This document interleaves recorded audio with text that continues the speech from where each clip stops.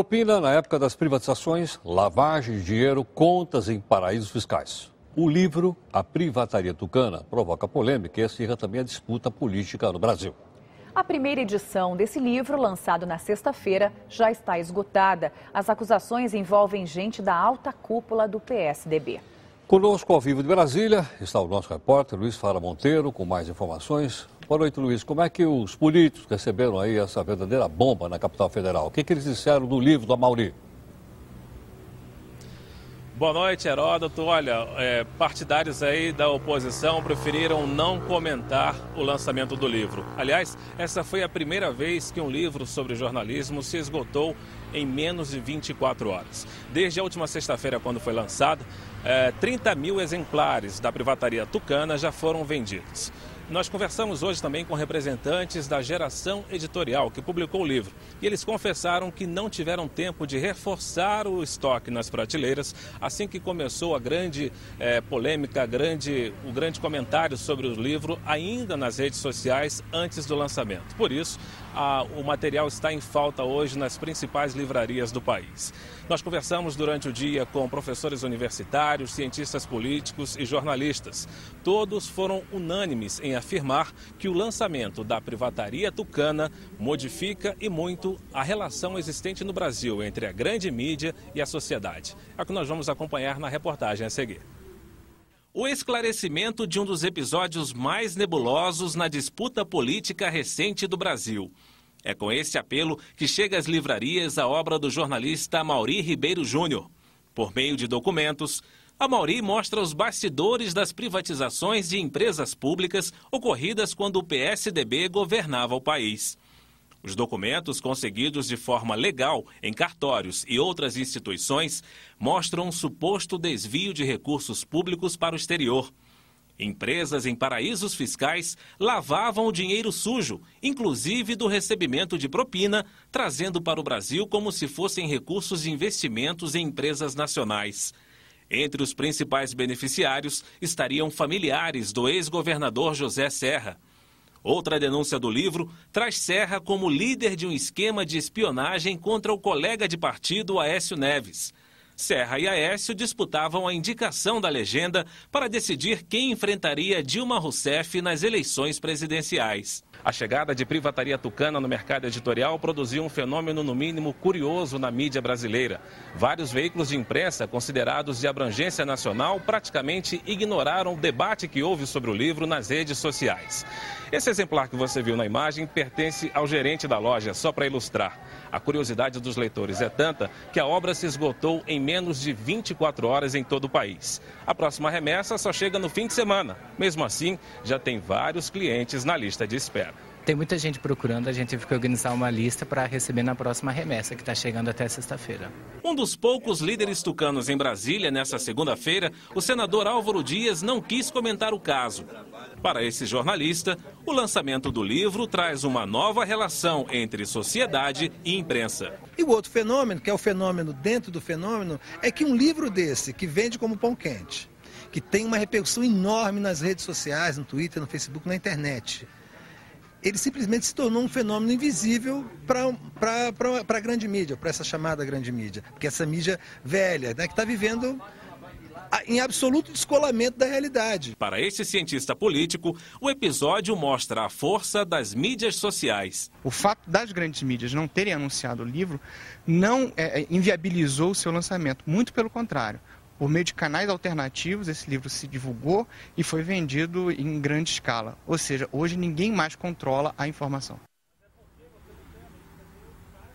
E voltamos a falar direto de Brasília. Como nós informamos na reportagem, nenhum representante do PSDB quis comentar o conteúdo do livro. O partido apenas se manifestou sobre uma reportagem publicada numa revista semanal, dando conta de que integrantes do Partido dos Trabalhadores teriam contratado um falsificador de documentos nas eleições de 2006 para comprometer os partidos de oposição. Ainda falando sobre o lançamento do livro, Heródoto, curioso, nesta livraria onde nós estivemos hoje à tarde, nós passamos por lá cerca de uma hora, é que tinha um grande número de clientes querendo comprar o livro, e não tinha, já está esgotada a primeira edição, e também muitas pessoas perguntando que livro seria esse, porque não tomaram conhecimento da existência da obra. Ou seja, as pessoas que têm costume de participar das mídias sociais, Facebook, Orkut, Twitter e por aí afora, conhecem Privataria Tucano, desde a semana passada antes do lançamento.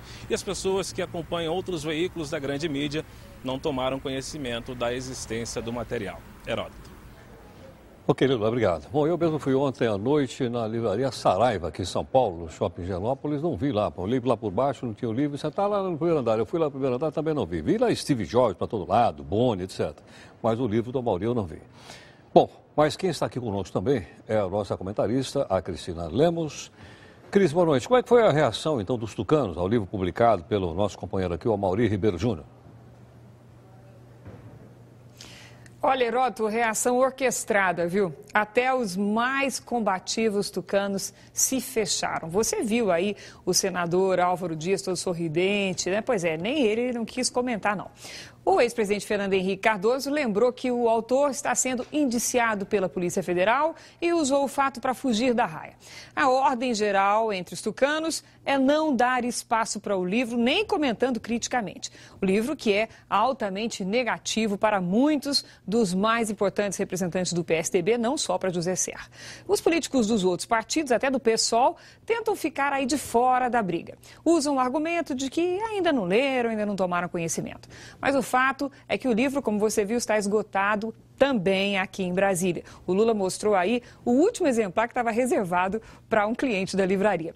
Olha, não teve para ninguém comprar hoje aqui em Brasília. Outro dado sintomático é que a reportagem de capa da revista Veja, acusando os petistas de falsificação de documento para incriminar adversário, saiu junto com o livro. Talvez essa tenha sido a reação indireta mais expressiva ao livro. Heródoto.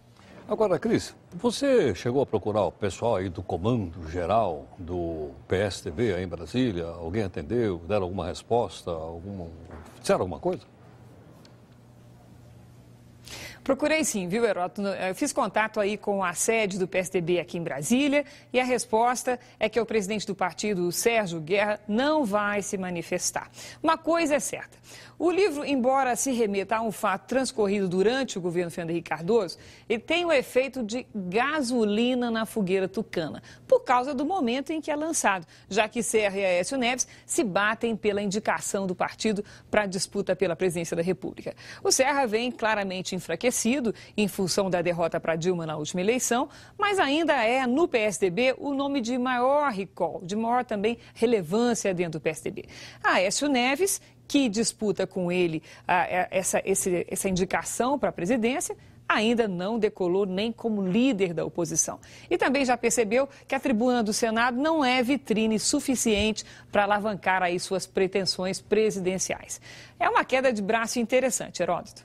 Agora, Cris, e quanto às outras notícias para os tucanos, como, por exemplo, a eleição, a pré-eleição aqui em São Paulo, que é talvez a prefeitura mais disputada no Brasil, mais importante no Brasil, como é que os tucanos saem nessa pré-largada? Como é que são os resultados aí do Datafolha?